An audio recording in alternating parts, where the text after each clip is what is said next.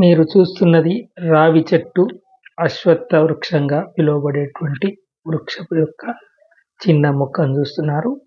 పెద్ద ఆకులు విస్తృతంగా విస్తరించి ఉండేటువంటి మండలతో దేవాలయాల ముందు ఇతరత్రా మనం చూస్తూ ఉంటాము.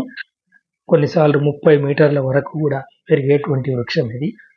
పూజలలో ఆకులను పత్రిగా ఉపయోగిస్తాము.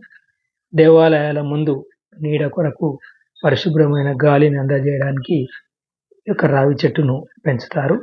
చాలా పెద్ద వృక్షంగా ఎదిగి చక్కటి గాలిని, నీడని ఇస్తుంది. హిందువులకు, బౌద్ధులకు, జైనులకు పవిత్ర వృక్షంగా భావిస్తారు.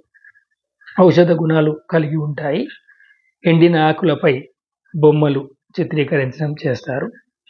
ఆకుపై పత్రహరితాన్ని తొలగించి బొమ్మలుగా మలచడం కూడా మనము చూడవచ్చు. చాలా చిన్న విత్తనాలు ఉంటాయి. చిన్న పళ్ళు, విత్తనాలు గాలిలో కలిసి ఎక్కడ చిన్న ప్రదేశం దొరికినా మొక్క పెరుగుతుంది.